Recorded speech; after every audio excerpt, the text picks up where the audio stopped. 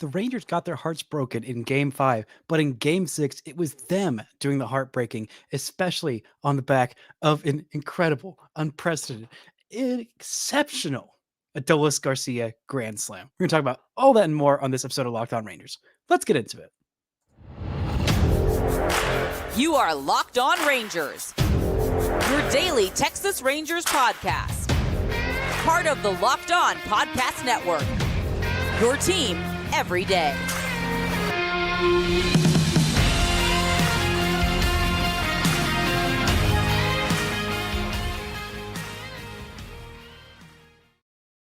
You are locked onto the Texas Rangers. I'm Bryce Patrick, a cripplingly addicted Texas Rangers fan, covering this team for 10 seasons, including all 5 as the founder and host of Locked On Rangers. Thank you all so much for making Locked On Rangers your first listen every single day. If you're not already, you can follow me on Twitter at Bryce Patrick. You can follow the show at Locked On Rangers. Hit subscribe on YouTube, where the best way you can help grow the show is to listen and watch every single day and to comment nearly any single thing below. Thank you all so much to those of you who are joining me live on YouTube. Thanks to all you listening now, live, or later. Before we get into today's show, this episode is brought to you by Gametime. Download the Gametime app, create an account, and use code LOCKEDONMLB for $20 off your first purchase. Last minute tickets, lowest price guaranteed. Now, Adolis Garcia. Why would it be anybody but Adolis Garcia coming up with the moment of a lifetime? No matter what happens the rest of the season, the rest of my freaking life, this Adolis Garcia grand slam will live in my heart forever as an all-time sensational moment. I mean, this guy, there is nobody built for the big moments better than him. And the thing about that game 5 loss that rubbed me the wrong way the most, well, maybe of the things that happened in the actual game, the thing that bothered me the most is that Adolis Garcia's 3-run go-ahead bomb was going to be washed to history. It was going to be forgotten because of Jose Altuve's go-ahead 3-run bomb in the 9th inning. That was the worst part for me. It's because moments like that and the celebration he had and the roar of the crowd and the call and the everything about it was just perfect. And that's why it pissed me off so much that they wasted that and sent that one into the history books to be forgotten until game 6 comes along. And Adolis Garcia says, you know what? I'm 0 for 4 with 4 strikeouts. I did almost hit a home run earlier in this game when it was still a close game. But here we go. Bases loaded. My boy Corey Seager just got hit by a pitch. Evan Carter, the little savior, struck out. And the Rangers need a little bit more insurance run, because at that point, the game was still most definitely in the balance. And I was getting a little worried. I was honestly getting really worried. Because, I mean, how could you not be for this entire game and the everything of this season? Just everything about this series is very worrying. And, normally, I don't want to criticize Josh Young here, but normally a 10-pitch at-bat, you see that and you think, that's a great at-bat. Way to go, whoever did that, especially when it ends in you on first base. You think that's an awesome at-bat or plate appearance. Well done, whoever did that. And when Josh Young had that 10-pitch walk, I thought, normally, that's perfect, but at this point in time, right after Jose Leclerc just got done in game 5, having to sit for forever in a half inning that took way too long in the bottom of the 8th inning, which is why I think he was so rusty for the top of the 9th inning. That's what I'm chalking that up to, because he has been absolutely nails this entire postseason. Gives up a little weak hit, then gives up a walk, and then the home run to Altuve. And you thought, okay, well, the Rangers got a lot of traffic on the bases in the bottom of the 8th inning in that game, but they were not able to score at all. And so when the Rangers got their first 2 runners on in the top of the 9th inning, and Jose Leclerc is sitting there waiting to come back, presumably for the bottom of the 9th inning, you think, oh boy, okay, well, if you're going to get these runners on, you're going to have these prolonged at-bats, which is great and good, but you need to do something with them. You just absolutely have to do something with them. And, credit to Marcus Semien, who has had the postseason from hell, just an absolutely horrendous postseason. Today, he was solid. He was absolutely solid. He did have a pop-up, but he had 2 walks and 2 hits, 2 for 3, reached base 4 times, including a single, and a very, very well-worked at-bat in that 9th inning to load the bases, a hit with the runner in scoring position for the top 2 guys in this lineup. And of course, it didn't end up scoring a run. So incredibly frustrating. Then up comes Corey Seager to the plate with the bases juiced and no outs. You think, oh, please, God, just get at least 1 run. At least 1 run. Takes a pitch inside by Ryan Stanek, then gets hit in the leg with a pitch. Maybe it was his ankle. And you think, okay, well, that sucks for Corey Seager getting hit like that. But hey, at least she got one run. Then up comes Evan Carter, and Ryan Stanek looked erratic in his first couple of pitches. And Carter does the rare thing that he doesn't do a whole lot and expands his zone on just a nasty splitter by Stanek. And then up comes Adolis Garcia. You think, oh boy, oh dear God, this is the moment. If it wasn't the moment in the last inning when he was facing off against Brian Abreu and struck out like he did 4 times in this game, and it was booed relentlessly by the Houston fans just for being hit by a pitch and talking back to Martin Maldonado, who was chirping at him for getting hit by a pitch after hitting the home run of his life. Just absolute extreme loser energy for Martin Maldonado in this entire series and this entire season of just chirping at Adolis while contributing basically nothing to his club. But thank God that Dusty sticks with him because Yainer Diaz is actually a good hitter. And I'm glad that he has not been seen in this series, basically except for pinch hitting appearances. But Adolis Garcia swings through a fastball out of the zone, takes 1-1 pitch, fastball top of the zone. He's been swinging through him all night, all series, all season, basically, at least the back half of the season. He shortens up, hits the absolute snot out of the baseball, 110 miles an hour into those stupid Crawford boxes for a home run. It would have been a home run in 23 out of 30 ballparks. But one of the ones that it wouldn't have been is Globe Life Field. So the home field disadvantage continues. This is that home field that the Astros fought so hard for. They have lost 3 out of their 4 games they've played at home. Actually, is it 4 out of 5 now? Yeah, it's 4 out of their 5 games they've played at home. Something they were so proud about, winning the division, getting this home field advantage because they had the same record as the Rangers. They've lost so many games here at home, and they have a game 7 at home, a place where the Rangers have not lost in the postseason in their franchise history in Houston. I'm hoping that trend continues. I'm also hoping that the trend of the Rangers never losing an ALCS series continues. I'm hoping that the Rangers being undefeated on the road this postseason continues. And I'm hoping that Max Scherzer looks just at least a little bit better than he did in his last start out, because I am already dreading and thrilled and vomitous about game 7. But Adolis Garcia, the guy who has been there for the longest time, well, Jose Leclerc has been there for a little bit longer, but has been on the prominent stage, been, prominently displayed on these teams that have been terrible, a guy who has been the heartbeat of this team, the soul, the beating literal heart of this team, the engine that makes these guys go. Adolis Garcia getting this moment after having that moment in game 5 to redeem him. Not that he did anything wrong with the game 5. Also really sucked that he got thrown out of that game for, getting hit by a pitch and not quietly walking to first base after all of that nonsense, which it's just a whole other shenanigan. But I am so incredibly happy for Adolis Garcia. Nobody on this team deserves it more than Adolis Garcia, a guy who has been cast off time and time again by every team that had a chance to get him, a chance to keep him. Even the Rangers, who passed on a chance to put him on their opening day roster in 2021 and will regret that decision made forever, unless they don't, because it didn't come back to bite them. Thank you, Mike Foltynewicz, for maybe giving Adolis just that last little bit of motivation to show off how incredibly great he is. He always comes through in the big moments. He always steps up on the big stage. And for years, it looked like he was not going to get that chance. I mean, this team is recently, as the end of 2021, you thought that there's no way this team is going to be on a big stage while Adolis Garcia is in his prime. He's 30 years old, 31 years old right now, I think. Doesn't matter. But it looked like he was going to be past his prime by the time the Rangers got to contention. Even when they signed Seager and Semien, you thought maybe those guys will be past their window of contention. But credit to Chris Young, who kept saying time and time again, hey, 2023 is when we're going to compete. And I know I kind of laughed it off, and Grant and I both were like, okay, buddy, slow your roll. I don't know about 2023, but they did. This team did. This team knew itself, believed in itself. And no matter the soul devastating losses they suffer, they will always be ready to punch back in the mouth and keep themselves and their season alive for at least one more game, and maybe 4 to 7 more after that. We're going to talk about Nathan Eovaldi's incredible start in the bullpen, coming through in the most nerve-wracking way, as they always have done in this postseason, outside of that one time where they didn't. We'll talk about all that and more in just a second, right after this word from our sponsors. This episode is brought to you by Gametime.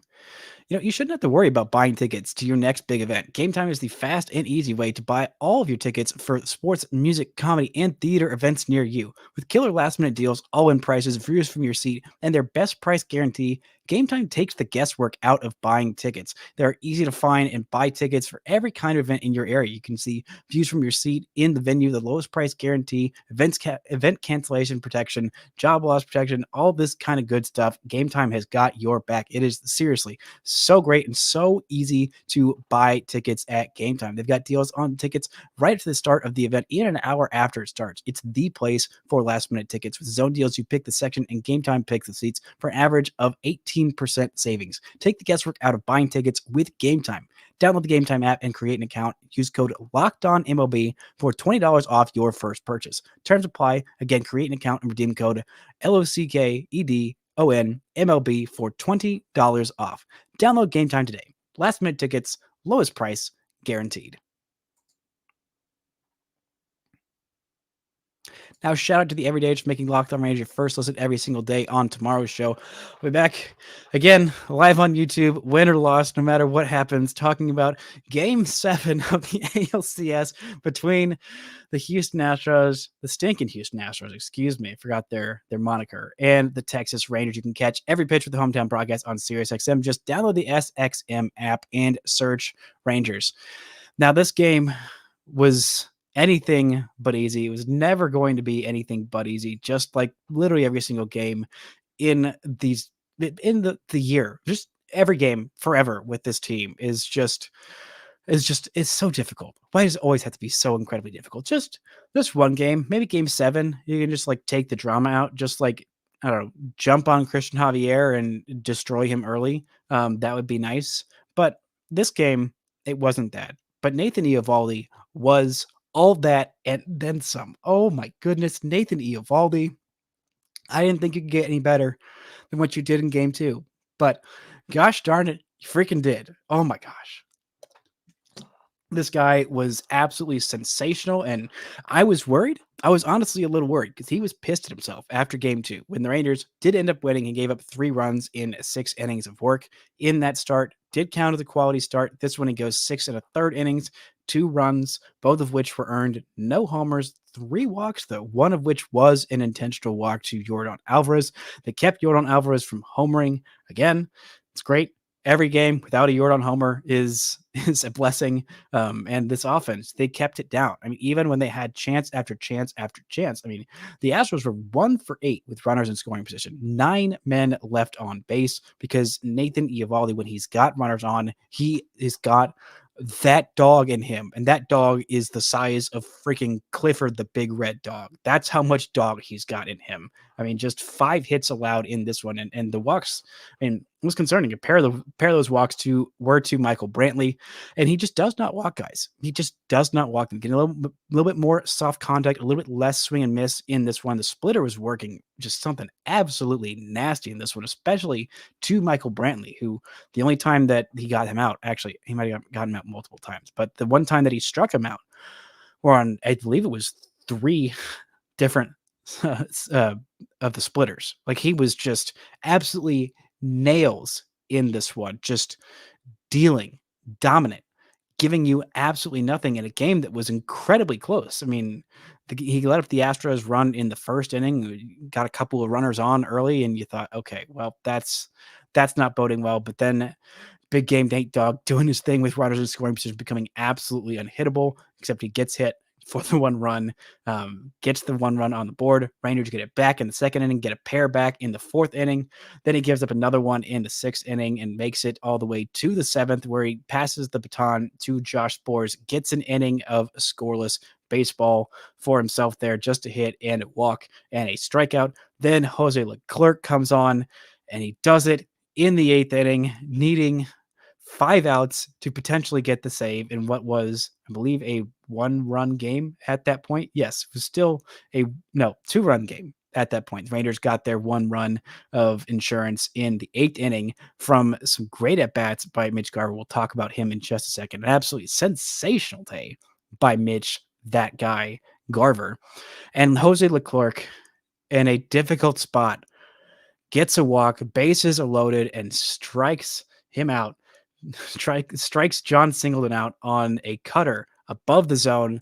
A very hard-worked at-bat by Singleton, pinch hitting in that spot. A 8-pitch at-bat. Jose Leclerc strikes him out and unleashes a dragon roar for the ages in that spot. Still a close game. Has to go and sit on the bench until the Rangers pop a 5 spot in the top of the 9th inning. Then in comes Andrew Heaney. I believe he threw about 4 pitches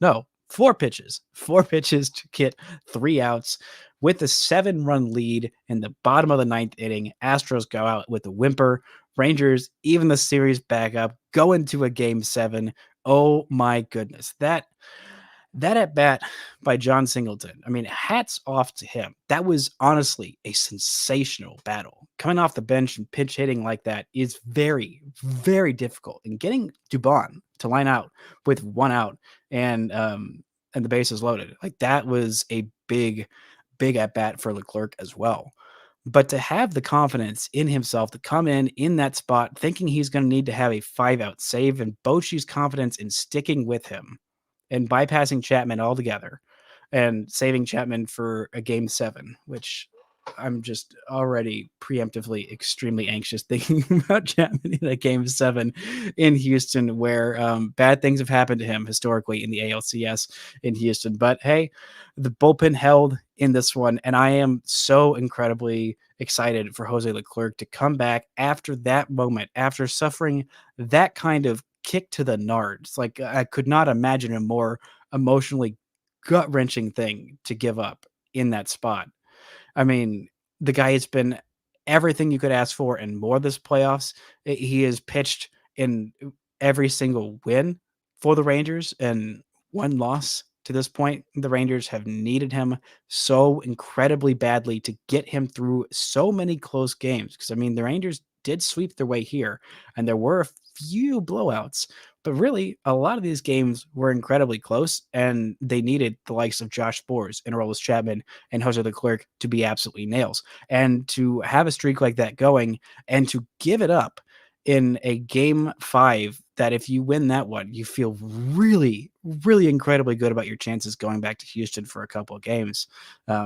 And to give it up like that and to take a day off and come back the next day and, put your big boy pants on and go get an out like that, a couple outs like that. I mean, my God, I am so incredibly impressed by the mental resilience of everybody on this team, but Jose Leclerc, especially with all that he had been through all year long, years of, not being his full self and being erratic and all that jazz. To come up in this spot, I love that so much for him. I love that so much for Adolis Garcia. I love that so much for this freaking team that they are giving themselves. They are not going out with a whimper. They are not going out in that incredibly frustrating way that they did in game 5. They have pushed it to a game 7. What they always say, the series doesn't start until the home team wins a game. And so far, the series has not yet started. So it will be a best of 1 series for all the marbles in game 7 in Houston on Monday night. I'm already wanting to vomit just thinking about it, but it's going to be some incredible baseball. This entire series has been some incredible baseball. And I am just, again, thoroughly, continually, insanely impressed by the resilience of this team. Coming up, we're going to look a little bit at game 7, what to expect from that, and some unsung heroes of this game who came up in a huge, huge way. Right after this word from our sponsors. This episode is brought to you by FanDuel. October baseball is back, and you can make your postseason debut with FanDuel, America's #1 sportsbook. Join FanDuel today, and you'll get started with $200 in bonus bets guaranteed when you place your first $5 bet. Just visit FanDuel.com/lockedon to create your new account. Then get in on the action from first pitch until the final out. Bet on everything from strikeouts to home runs to who will win the game. And if you don't want to wait the whole game to get a W, predict what will happen in the next at-bat with quick bets. If you were one of those those who were getting in on quick bets and betting that Adolis Garcia would hit a grand slam there, I bet you won a whole bunch of money. That would have felt like a very, very good bet there. So head on over to FanDuel.com/lockedon right now. Step up to the plate this postseason with $200 in bonus bets guaranteed. Make every moment more with FanDuel, official sports betting partner, Major League Baseball. Shout out to the everydayers for making Locked On Rangers your first listen every single day. On Wednesday's show, we'll be talking about either a World Series preview or a eulogy on the death of the Rangers season. We'll see what happens in Game 7. You can catch every pitch for the hometown broadcast on SiriusXM. Just download the SXM app and search Rangers. Now, it wasn't just Adolis Garcia providing the theatrics in this one. It was also some great hitting from Marcus Semien and some great home run heroics from Mitch Garver and Jonah Heim. I am petitioning a new nickname for Jonah Heim. We have Heim time, obviously, fantastic, but I think we should also refer to Mr. Jonah Heim as the Fromber Bomber. You could pronounce the B in the second bomber, or Frommer Bomber. I don't know, whichever one fits better for how you personally like. I personally like Fromber Bomber. 2 home runs in this ALCS against Framber Valdez. The guy was absolutely nails for the vast majority of this game, and the only runs he gave up were both on home runs to the 2 best catchers in freaking baseball, both on the same team, one of them DHing, one of them catching, both of them absolute stud muffins at the plate. And a great game for Mitch Garver in general. A 3-hit game, including a solo shot opposite field off of Framber Valdez. And unless I'm mistaken, I'm pretty darn sure that's his first homer off a lefty this year. He had a higher OPS against lefties because his on base was over 400, I believe, at the end of the season against lefties. He didn't slug nearly as well. He got on base at an insane rate, which is also why I really didn't get all of the Robbie Grossman playing over him, hitting in the 3-hole over him. But I digress. That is a problem for another day, another series, hopefully never.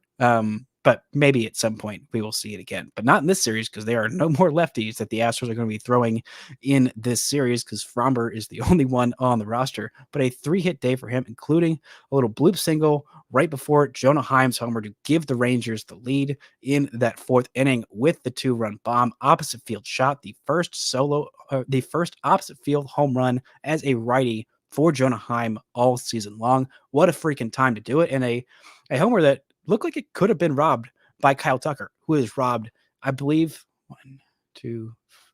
11 billion home runs that he's robbed from the Rangers in right field in Houston over the last few years. It feels like it's automatic. If it's anywhere close to a home run in right field, you think, oh, no.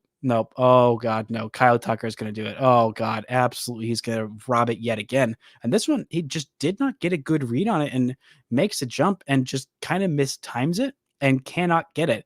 And then he does rob a home run from Travis freaking Jankowski, who pinch ran for Mitch Garver and did not end up scoring in his one pinch running appearance for the 3-hit day because Mitch Garver also had an insurance RBI double because of course he did. That gave the Rangers 1 run in the 8th inning to make it a 2-run game as opposed to a 1-run game, which made it just feel a little bit safer, even with this bullpen being what it is. I know it's been amazing in the postseason, but still it's hard to shake off those demons as a fan watching. I'm glad they have. I'm glad this team has. But watching it as a fan, you're still thinking, oh boy, any minute now. It's a high wire act with every single one of these relievers. Something the broadcast said that struck me as a real indictment of this bullpen and why it struggles so much is that John Smoltz, of all the many wrong things that he has said in the series, him saying they're bringing on Jose Leclerc here because he's the best guy to throw strikes. And when that's the case, as much as I love Jose Leclerc and I just sung his praises and I will continue to sing his praises, throwing strikes is about the last thing that he's good at. He is a guy who has been erratic, who has walked a lot of guys, who's been out of the zone and wild at many times. He wasn't wrong. John Smoltz wasn't wrong when he said that they're bringing in Leclerc because he's a guy who is going to stay in the zone and throw the most strikes of their 3 high leverage guys that they trust right now in Sborz and Chapman. Because Sborz, every time he comes in, feels like the first 2 pitches are insanely wild. And then usually he's settled down after that. With Chapman, everything's kind of wild and sometimes it still works, and sometimes it doesn't.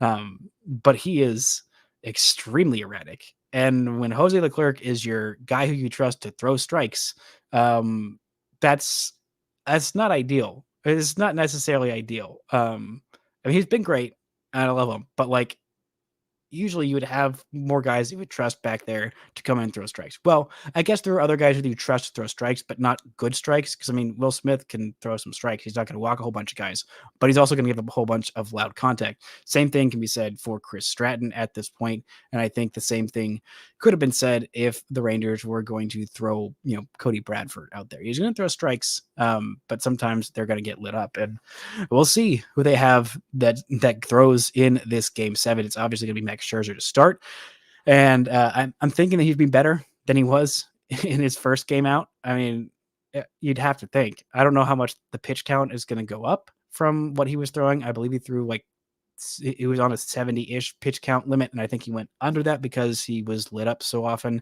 and early in that one. And then the bullpen, the underside of the bullpen, gave up a bunch of runs, which really inflated the bullpen ERA. I mean, the Fox broadcast are talking about how, the Rangers bullpen ERA in the series has been absolutely terrible. Well, it was nails in the first couple of games that they won, and then once you're throwing the underside of your bullpen for a basically bullpen game almost 2 days in a row, yeah, it's going to have a higher ERA. That's going to happen. And then you have the one blow up in the game where you should have won in game 5.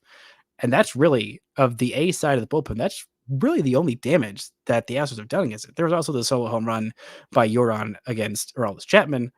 But I mean, that felt inevitable because Jordan is kind of inevitable at this point. I mean, my gosh. But the one time he wasn't, up in a big spot, Josh freaking Sborz striking out Jordan Alvarez on 3 pitches, 3 really quality pitches. I mean, my God, Josh Sborz, have yourself a day. Like, this was a huge outing for him. The walk was a little nervy in that spot, and him not getting a little bit more in that 8th inning, not getting one more out to, if Jose Leclerc had to pitch, which you really wish you didn't have to pitch Jose Leclerc in the 8th inning, but you did. And it's good that the Rangers got him enough cushion to where Andrew Heaney could come in that 9th inning to not have to throw Jose Leclerc multiple innings on 3 games in 4 days, which they might be throwing him for multiple innings in game 7. We'll see what happens there. I mean, I'm thinking that the Rangers should theoretically see Christian Javier better in the next game, seeing him a second time in a week than they did the first time around. But, you never know. You never know. I mean, Javier was pretty darn good. I'm hoping Josh Young will maybe be hitting a little higher in the lineup in that one, because he was the only one who was doing anything with what Christian Javier was throwing, which, given the at-bats he'd had in the first couple games, didn't really make sense, because Justin Verlander and Framber Valdez absolutely ate his lunch in the first couple games. And then here he goes and has a multi-humber day in game 3, because this lineup is incredibly deep and incredibly talented, and they just know what the heck they're doing. And at some point, everybody is going to step up at some point. They just are. And Corey Seager getting babbib to heck. I mean, just incredibly bad luck on his batted balls. He was hitting hard. He had a couple of really hard hit pitches, and the hit by pitch was kind of a reversal of good luck of, he's not going to get, he's not going to get doubled off on some insane play like the batting glove touching. Also love the broadcast mentioning that and focusing on Marcus Semion's butt to make sure that he tucked in the batting gloves. Just A-tier baseball nonsensory tomfoolery, like just a very fun, silly, also incredibly frustrating, mind-numbing thing that happened in that game. But I mean, Corey Seager on the ground out in the 8th inning, I believe it was, had a 107.5 mile an hour line drive off of his bat, roped right into the ground, right into Jose Abreu, had it kick off of him, a 640 expected batting average on that ball. That would have been another insurance run, but it wasn't. Then Corey Seager with that line out in the 7th inning, or maybe it's the 6th inning, a 650 expected batting average on that 88.4 mile an hour line drive to the shorty at second base. And that was caught. So just incredibly bad luck by him. A lot of hard hit balls that have just found gloves. I mean, the pop out, that was not a hard hit ball. That was not bad luck. But I feel like Corey Seager is absolutely due in this game 7. I mean, I feel like Marcus Semien is absolutely due for an extra base hit in game 7. I feel like Adolis Garcia is due for a big moment. I mean, Evan Carter has not really been all that great in these games that he hasn't started. I mean, he's a 21-year-old rookie, and like expecting that much out of him is insane. And him being in the spot and in the 3 hole is kind of insane. And it feels like he's been pushing just a little bit for the first time I've seen in this series in these last couple games the Rangers have lost. But I think he'll find his way and get back into his approach and keep working those patient at bats and not expanding the zone nearly as much. But my God, if this team does lose tomorrow in game 7, I am so incredibly glad they got to have their moment in the sun, shining, thriving, hitting home runs, hitting grand slams, getting karma for being booed for just being hit by a pitch and hitting some incredible home runs. I mean, what a freaking team to bounce back. My God, I bet Bruce Bochy would be an absolutely incredible therapist for keeping someone's emotions regulated and in check, because keeping this team's headspace right after a game like game 5, coming back, punching back, and not being scared. I mean, that's what this team has done so incredibly well all season long. And more than the just having a significantly better record than last year and adding Bruce Bochy and all those other things, the ability to not get down on themselves, to not give up, to not be subjected to the same "it's so back, we're so over" highs and low roller coaster of a season that they have put on for this fan base, to be able to keep themselves, hunkered down and centered and ready to kick butt at all times and come back after the most upsetting, frustrating, just gut-wrenching, heartbreaking loss after loss after loss, and not be affected by it and still come out and punch like this in game 6. I mean, that's why this team, no matter the end of the season, is going to be an all-time favorite team for me, because of the highs, because of the lows. They have given us one heck of a ride.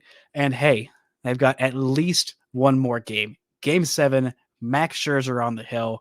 I have no idea how it's going to go, but let's freaking go. These are the moments that you care about sports for. These are the moments where you don't give up on a team.